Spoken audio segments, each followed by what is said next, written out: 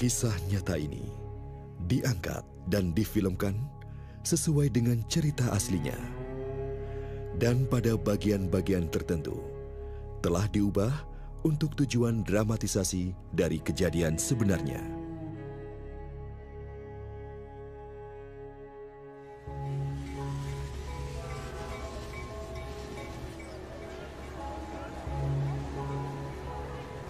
Hidup itu layaknya sebuah perjalanan, di mana ada banyak sekali perhentian di sepanjang jalan itu. Terkadang berliku, kadang terhalang rintangan. Tapi ada kalanya indah dan terjadi hal-hal yang tidak terduga. Inilah sebuah perjalanan, jalan hidup saya. Nama saya Dini Widyaningtyas. Saya bukanlah seorang aktris, tetapi sayalah Dini yang sebenarnya dalam cerita ini. Perjalanan dimulai.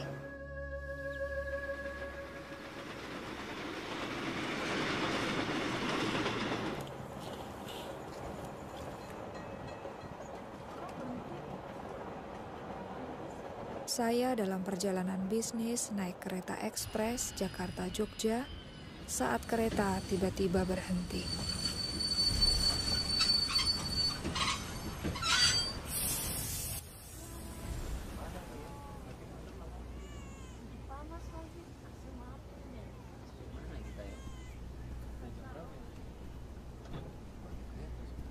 Permisi, Pak. Kenapa kereta api berhenti? Aduh, saya tidak begitu tahu, Bu. Ya, mungkin ada sedikit kerusakan pada mesin. Lalu kapan tahunya, Pak? Saya tanya dulu sama masinis, Bu. Bapak kembali lagi kan, Pak? Kalian lihat kan? Kita sepanjang hari bisa berhenti di sini. Saya juga jamin nih AC-nya pasti mati. Kita kehabisan udara. Duh, mana panas lagi. Mbak lagi lihat apa? Mereka tidak akan menurunkan kita di sini kan, Mbak? Bayangkan. Apa? Membayangkan apa? Saya dibesarkan di tempat ini.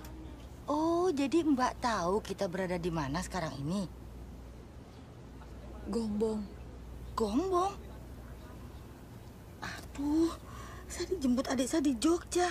Jam berapa ya sampai sana? Aduh, mana sih konduktor itu? Kok nggak balik-balik?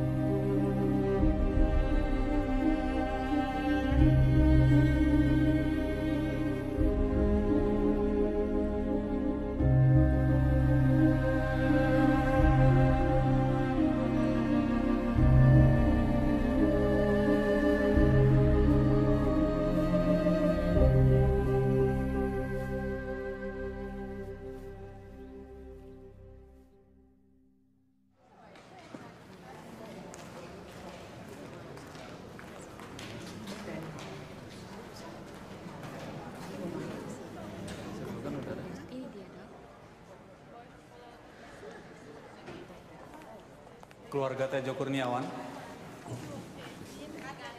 Ibu Tejo Kurniawan.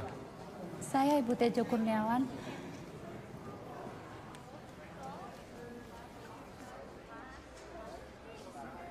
Pak Tejo mengalami serangan jantung. jantung. Bagaimana mungkin, Dok? Memang dalam laporan UGD yang disampaikan kepada kami tidak dapat memahami apa yang terjadi. Beberapa saat yang lalu, Bapak terlihat sehat-sehat saja. Kemudian sakit karena diare dan muntah-muntah. Beberapa jam setelah dibawa ke rumah sakit, Bapak alami serangan jantung, lalu meninggal. Bapak meninggal begitu saja. Saya merasa disambar petir. Apa yang kami bisa sudah kami lakukan untuk menolong Pak Tejo. Namun Pak Tejo sudah tiada. Tak mungkin. Tak mungkin Mas Tejo meninggal. Tidak mungkin. Apa yang terjadi dengan saya? Kami turut berduka cita, Bu. Mohon maaf.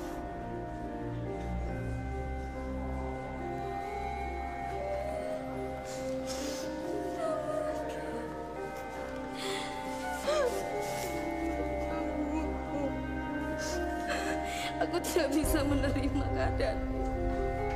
Apa yang harus kulakukan? Mbak, ada yang harus kubicarakan pada Mbak. Ternyata Bapak berselingkuh dengan Bule Sundari, saudari ibuku.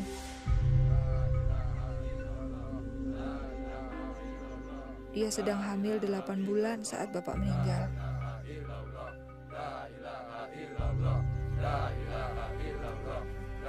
Tidak hanya itu, ibu saya juga sedang hamil saat itu. Saya tidak tahu harus berbuat apa atau kemana saya harus berpaling. Selama ini saya menganggap Bapak seorang pahlawan. Allahu Akbar, Allahu Akbar, Allahu Akbar, Allahu Akbar. Kini saya merasa dikhianati. Assalamualaikum warahmatullahi wabarakatuh. Silakan Pak. Saya cemas tentang bagaimana hidup keluarga kami jadinya. Bapak-bapak, ibu-ibu, Assalamualaikum warahmatullahi wabarakatuh. Saya berumur 12 tahun, anak tertua. Dan sekarang ibu saya sedang mengandung lagi. Kepada bapak-bapak, ibu-ibu, dan ibu tidak bekerja. Bagaimana kami bisa bertahan hidup? Saya mohon dan saya harap kepada bapak-bapak dan ibu-ibu untuk memaafkan dia. Saya yang akan bertanggung jawab. Amin. Wassalamualaikum warahmatullahi wabarakatuh.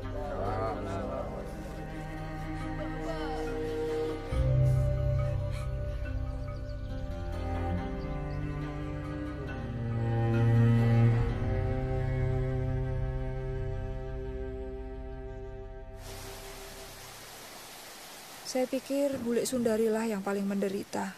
Meskipun saat itu saya tidak berpikir begitu. Karena perselingkuhannya dengan bapak saya, kehamilannya adalah aib.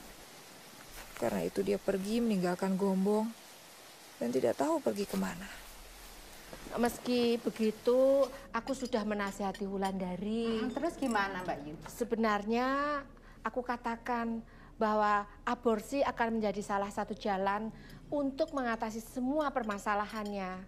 Kita kan harus berpikir secara realistis toh. Udah dengar belum Mbak Yu? Apa? Mas Tejo itu loh punya garwo simpenan. Istri simpenan? Iya. Yang di Kota Kembang, penjahit itu loh. Dari mana sampean tahu? Atin Sanjaya, sepupunya yang kemarin datang ke sini. Sepupu yang mana, Mbak Yang Yu? itu loh yang sempat nikah sama sopir taksi. Oh. Sebentar. Ya, aku dengar ya bisnis peternakan ayam tarung Masku itu laku dijual dengan harga bagus. Iya kan? Tentu saja istrinya punya uang banyak tuh. Belum lagi soal studio fotonya itu. Itu. Kok enggak pernah tahu? Tejo Masmu itu taunya juga juru foto ulung toh? Enggak. Masku itu Tejo itu banyak kaliannya, banyak nih. Terutama soal wanita kan? Oh, siapa yang nggak kenal sama Tejo Kurniawan. Wah, di setiap tempat dia bisa menaklukkan wanita itu. Ya, kita lihat saja nanti bagaimana nasib keluarga itu. Tapi yang saya paling sedihkan adalah Sundari. Bagaimana dengan nasib Sundari, ya kan? Aku tahu itu. Paling juga nanti dia datang ke rumahmu, mengetuk pintu dan minta pertolonganmu. Habis kepada siapa lagi dia mau minta pertolongan? Masa sama aku kan ya nggak mungkin. Iya. Saya pikir juga begitu. Dia pasti akan datang ke rumahku. Tapi kalau dia ketemu dengan istriku, aku tidak bisa berbuat apa-apa.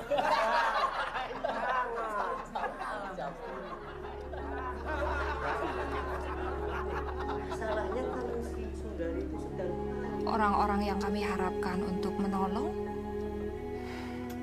malah mengatakan hal-hal yang menyakitkan hati. Saya nggak tahu waktu itu harus berbuat apa. Saya pikir hanya Tuhan yang bisa menolong kami. Kamu kan masih kecil, Mbak, waktu itu. Ya, saya tidak pernah ke lapangan itu lagi. Sampai akhirnya uang pensiun Bapak cair, kami pindah ke Semarang. Ibu buka toko kecil di rumah baru kami untuk memenuhi kebutuhan hidup. Namun itu benar-benar sebuah perjuangan. Sampai akhirnya ibu memutuskan menyerahkan 2 adik perempuan dan 1 adik laki-lakiku diadopsi oleh orang lain. Saya juga dengar keadaan Bule Sundari bertambah buruk. Setelah anak laki-lakinya lahir, dia pindah ke Sukoharjo dan tinggal dengan nenekku. 2 tahun berlalu, itu tahun-tahun yang sulit untuk dilalui.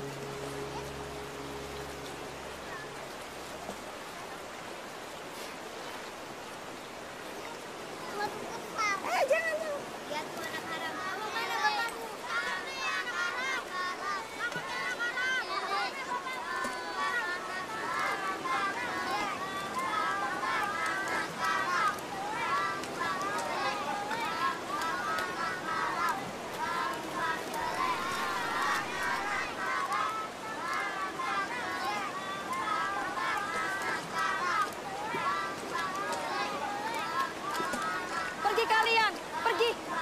Jangan ganggu anakku. Pergi kalian. Kenapa kalian diam saja? Itu kan anak-anak kalian. Jadi begitu cara kalian mendidik dan membesarkan anak-anak kalian. Anak kalian yang haram, bukan anakku. Hei, nggak ada yang nyuruh kamu bawa masalahmu ke sini, tahu? Maksudmu, kamu mau mendidik kami? Bagaimana kami harus mendidik anak-anak kami? Hah? Lalu siapa yang mendidik kamu supaya kamu tidur dengan setiap laki-laki yang kamu temui? Paling tidak, aku menunggu sampai menikah untuk punya anak. Nggak seperti kamu. Nggak jelas siapa bapak anakmu.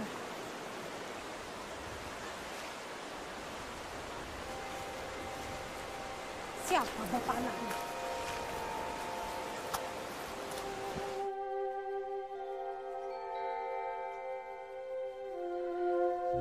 Tidak ada tempat lain lagi buat Bule Sundari dan Bambang. Mereka meninggalkan Sukoharjo dan datang ke Semarang. Bertentangan dengan keinginan saya, ibu ternyata mendengarkan permohonan Bule Sundari dan memutuskan untuk menerima mereka. Bagi saya waktu itu, masalah sudah cukup banyak.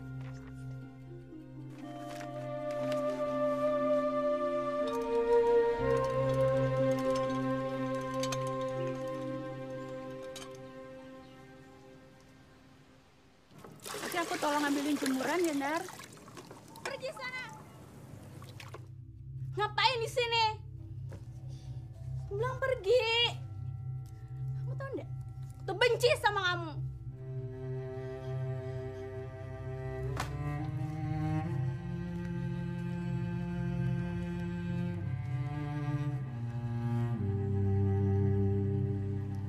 Kan disilakin dari.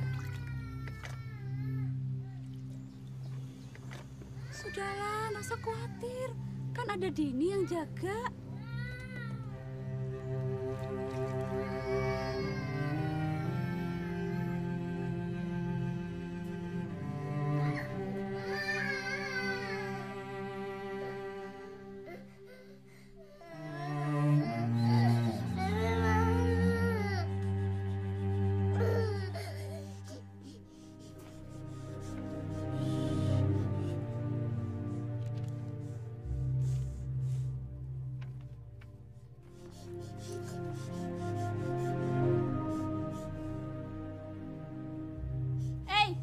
Buku diari siapa itu? Ih, apa hak bule baca buku diari orang? Bos ini nggak? Bos ini.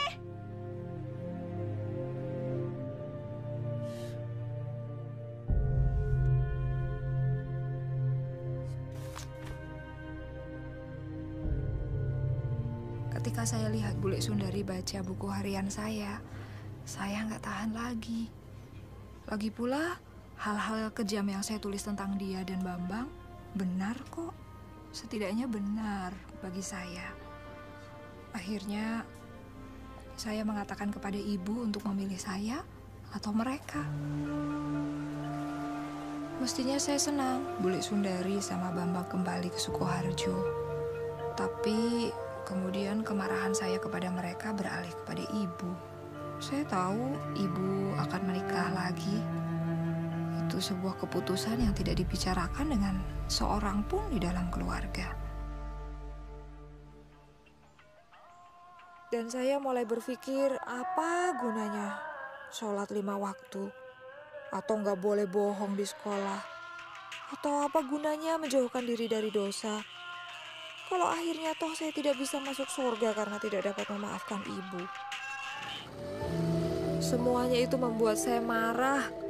Sampai akhirnya saya berkesimpulan untuk tidak lagi peduli pada agama. Saya tidak peduli dengan sopan santun. Saya hanya ingin bebas. Saya ingin melakukan apa saja yang ingin saya lakukan. Dan saya memutuskan tidak seorang pun dapat menghalangi saya, termasuk agama.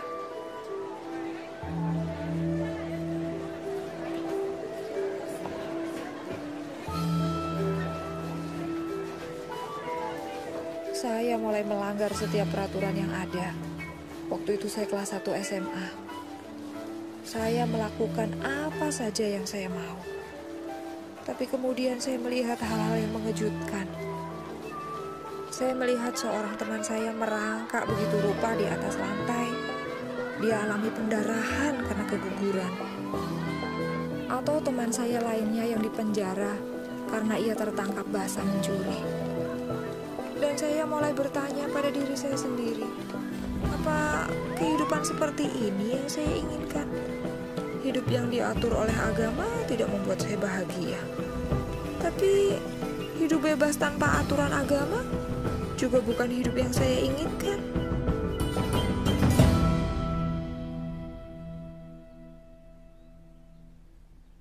Kemudian Ramadan tiba.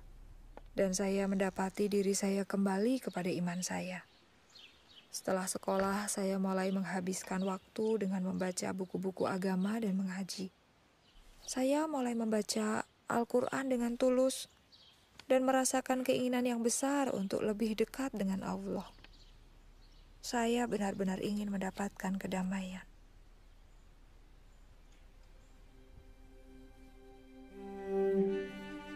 Saya mulai mempersiapkan diri untuk sholat tahajud. Saya ingin menanyakan banyak hal kepada Tuhan. Dan saya punya keyakinan yang kuat bahwa apapun yang saya minta malam itu, Tuhan akan mendengarkan saya dan memberikan jawabannya. Allahu Akbar.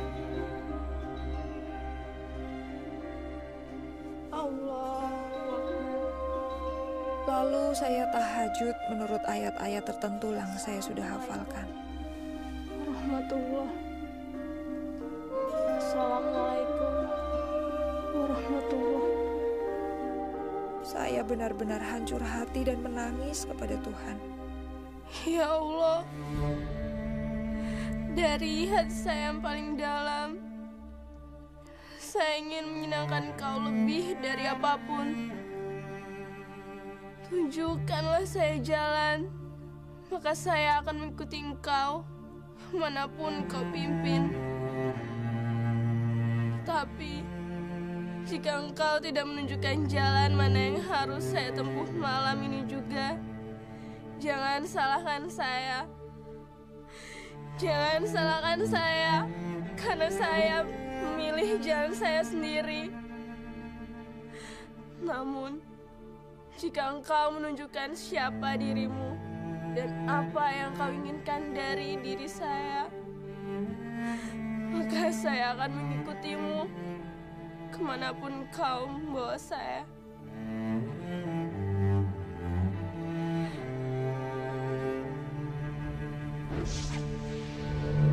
Pada saat itu, cahaya terang tiba-tiba muncul di hadapan saya.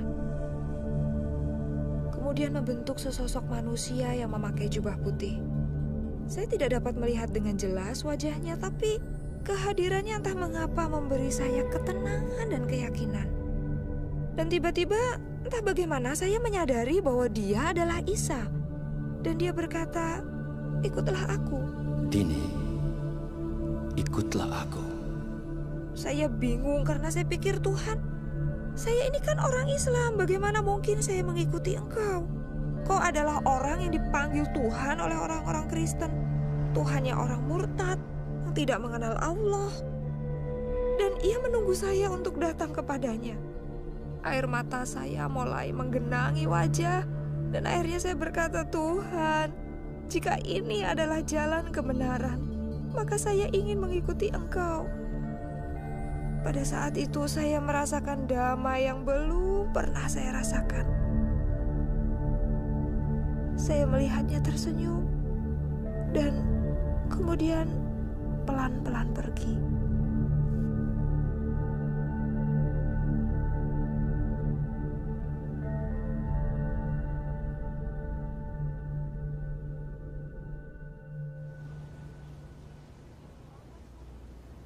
Saya harap saya nggak menyinggung perasaan Mbak. Apapun yang terjadi, pasti sangat mempengaruhi kehidupan Mbak. Saya tidak akan pernah sama lagi. Saya benar-benar berubah sejak hari itu. Saya mengerti. Lalu apa kelanjutannya, Mbak? Saya mulai mencari orang Kristen. Di desa saya tidak ada satu orang pun orang Kristen. Tapi di desa seberang ada. Saya mulai ke sana. Mula-mula mereka takut karena saya meminta satu Alkitab pada mereka. Tapi kemudian mereka memberikannya dan saya mulai membacanya. Semuanya itu saya masih berusaha untuk sembunyikan dari ibu. Tapi nggak lama kemudian ibu tahu. Serang ibu pasti tahu apa yang terjadi, Mbak. Lalu apa kelanjutannya? Ya, ibu minta saya berubah. Dia menangis. Dia merasa gagal sebagai seorang ibu. Dia pikir saya masih marah dengan pernikahannya. Dan dia pikir saya masih balas dendam. Dan anggota keluarga yang lain?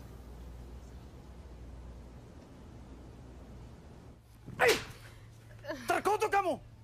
Kamu sudah bukan anggota keluarga ini lagi! Arif, jangan terlalu kasar. Dia masih perlu waktu untuk memikirkan kembali. Tapi dia sudah diberikan cukup banyak waktu untuk memikirkan ini kembali. Cukup! Cukup! Aku telah berjanji kepada Tuhan. Jikalau Ia telah menunjukkan jalan itu kepadaku, aku akan menurutinya. Aku tidak bermaksud untuk melukai siapapun di ruangan ini. Tapi aku telah membuat keputusan. Duh, Dini. Ibu dan ayahmu juga sudah membuat keputusan. Sebagai orang Islam yang sekaligus orang Jawa, mempunyai tanggung jawab dan kewajiban yang sangat berat, yaitu membesarkan dan mendidik anak-anaknya. Kewajiban anak-anak adalah menghormati, tunduk, dan taat kepada orang tuanya. jika kamu masih tetap saja senantiasa memilih jalan hidupmu sendiri dalam soal agama, maka kamu juga harus bertanggung jawab untuk hidupmu sendiri. Kamu tahu apa artinya itu? Kamu harus mencari uang sendiri untuk segala sesuatu. Makan, sekolah, tempat tinggal, semuanya. Semuanya. Duh, Dini, maksud pamanmu itu berarti kamu sudah tidak lagi mempunyai hak untuk meminta segala sesuatu pada orang tuamu. Mengerti? Nah, sekarang ambil barang-barangmu dan pergi.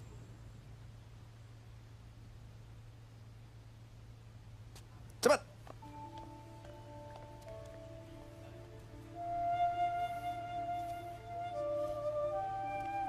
Aduh, sini.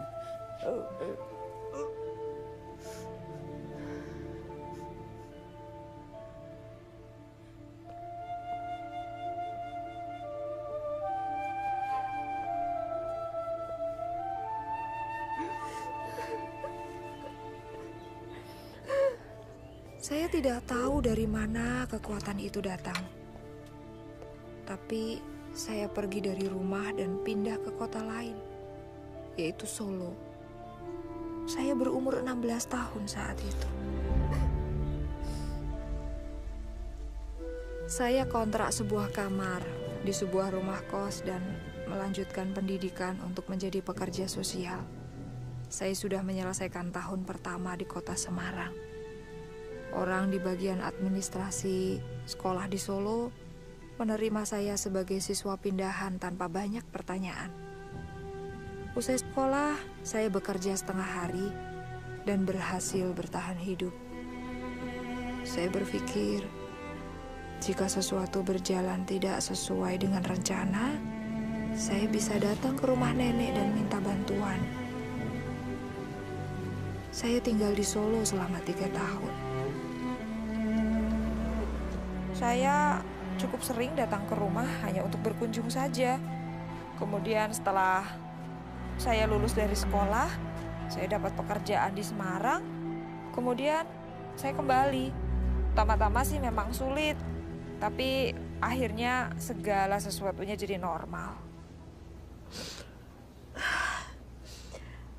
Lega rasanya.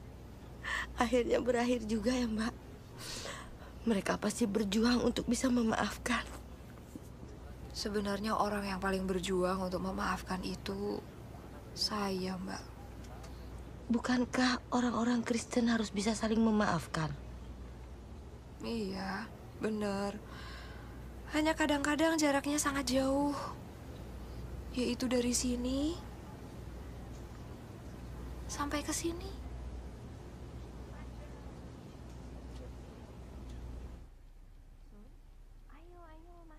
Silakan duduk. Nggak usah repot-repot, Mbak. Kamu kelihatannya capek sekali. Ya, saya nggak capek, cuma khawatir. Mbak, aku pikir kalau kami pindah kemari, Bambang akan berubah. Kalau sekarang coba Mbak lihat, kerjanya cuma duduk melamun di kamarnya atau cuma jalan-jalan saja. Itu tidak baik loh buat anak muda seperti dia. Bambang itu perlu kerjaan. Iya, aku ngerti, Mbak. Tapi mau bagaimana lagi? Bambang cuma lulusan SMP. Nggak bisa dagang, nggak bisa apa-apa. Aku yakin keadaan akan menjadi lebih baik. Ini ada sedikit makanan untuk dibawa pulang.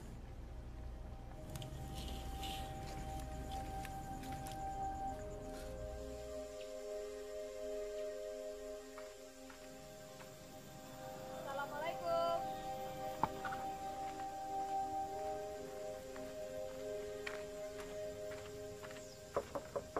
Assalamualaikum. Waalaikumsalam. Hai, aku Dini. Mbak Dini? Iya, aku Dini. Ibumu ada di rumah? Ada.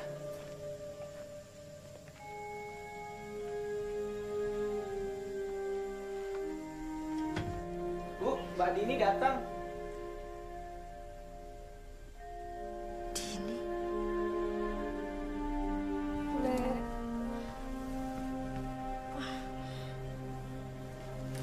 silakan duduk. Din, mau minum apa, Din? Nggak usah repot-repot, Bule. Beberapa hari lalu, saya dengar pembicaraan Bule sama Ibu.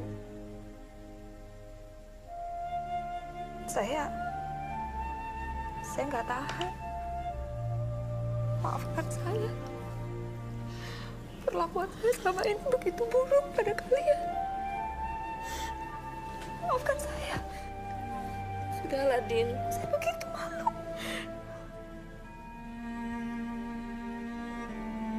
Aku mohon maafkan aku. Atas semua hal yang buruk yang pernah aku lakukan pada kalian. Aku mohon maafkan aku. Aku menyesal. Sudahlah, Din. Bule sudah memaafkan.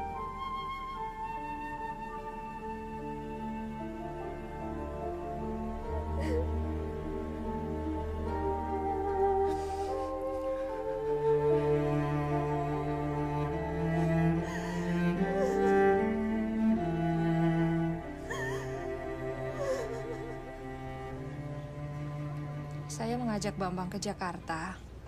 Ketika kami mulai mapan, saya memberinya uang untuk berjualan sepatu di pasar. 3 bulan kemudian, dia mulai mendapat untung dan tidak membutuhkan uang dari saya lagi. Di mana dia sekarang? Dia di Jakarta. Dia baik-baik. Saya selalu menangis kalau mendengar cerita yang akhirnya bahagia. Tapi itu belum akhir cerita. Lalu apa? Apa ada yang lebih baik? Ya, karena ternyata masih ada 1 orang lagi yang saya belum maafkan. Pamanmu yang menampar kamu. Kalau ada saya, dia nggak bisa menampar kamu, Mbak. Bukan dia. Yang saya harus maafkan adalah bapak saya. Bapakmu? Kan katanya sudah meninggal waktu Mbak masih kecil. Iya. Yang meninggal dan meninggalkan saya dalam banyak kebingungan. Yang meninggalkan saya dengan banyak kepahitan. Yang mengharuskan saya cari jalan keluar sendiri. Dan sekarang Mbak sudah memaafkannya. Kapan hal itu terjadi? Baru saja.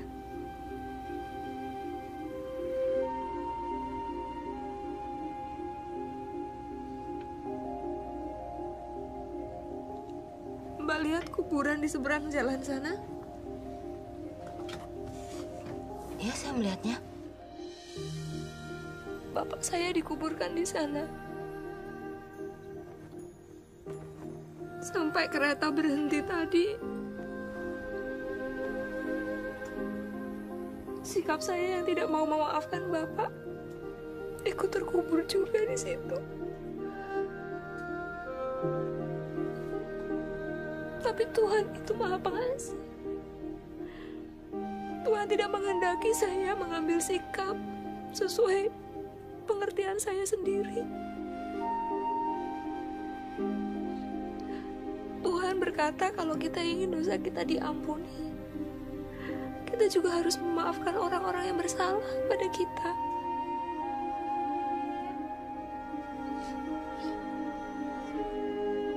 Saat saya bercerita ini, saya ingat betapa sebenarnya saya sangat mencintai bapak saya. Dan bapak juga mencintai saya. Kami punya masa-masa yang indah, masa-masa yang manis untuk diingat. Sepertinya kereta ini berhenti hanya untuk kamu, Mbak. Saya juga berpikir begitu. Sepertinya Mbak seakan-akan sangat mengenal Tuhan dan seolah-olah Tuhan itu sahabat Mbak. Tuhan berkata agar aku mengikut Dia. Saya nggak selalu tahu kemana Tuhan membawa saya. Tapi saya tahu satu hal. Dia bisa dipercaya untuk membawa saya kemanapun saya harus pergi.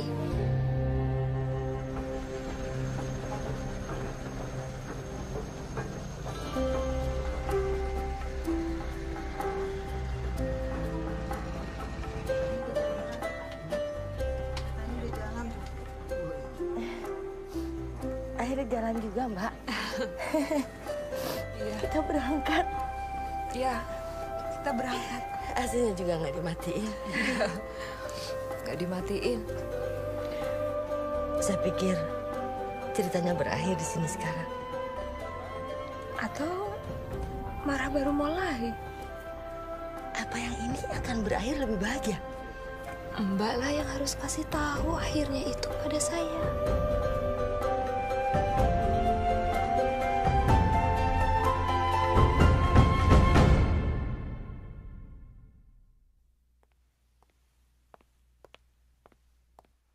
Ketika orang yang kita hormati mengecewakan kita, kita merasa kecewa. Dan kepercayaan kita padanya menjadi buyar. Karena orang yang kita kagumi ternyata tidak seperti yang kita bayangkan. Yang lebih buruk lagi, kita memendam kepahitan. Semakin penting orang itu dalam kehidupan kita, semakin besar jadinya kekecewaan itu. Dini yang kala itu masih muda, merasionalisasikan bahwa ia punya hak untuk marah dan menjadi pahit. Marah dan pahit terhadap orang tuanya, terhadap bibinya, Sundari, dan saudara tirinya, Bambang, bahkan marah kepada Tuhan. Kemudian Dini mengalami perubahan yang luar biasa.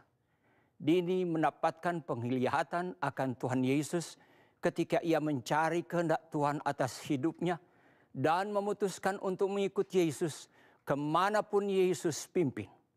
Dengan cara yang tidak kita mengerti sebagai manusia, Yesus menembus dinding kamar tidurnya, mengelurkan tangannya kepada Dini dan berkata, "Ikutlah aku."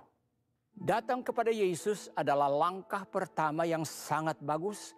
Tetapi seperti kehidupan nyata yang Dini ceritakan kepada kita, kehidupan kita di bumi adalah perjalanan yang berliku-liku dan penuh dengan belokan, pemberhentian di luar jadwal, dan banyak pelajaran di sepanjang jalan.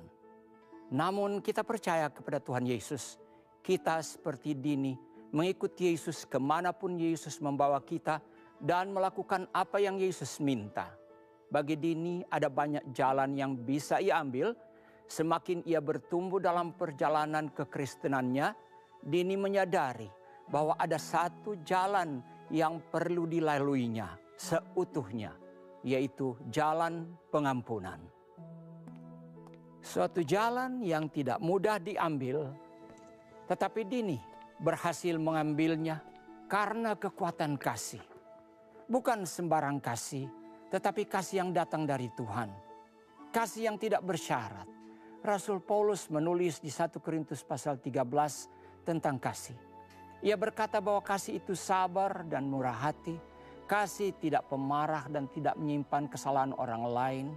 Kasih percaya segala sesuatu, mengharapkan segala sesuatu dan menanggung semua hal. Itulah kasih yang tidak pernah gagal. Kasih yang Dini selalu cari, bahkan ketika ia memberontak dan terhilang. Ini adalah kasih yang ia perlukan untuk mampu menahan penolakan dari keluarganya.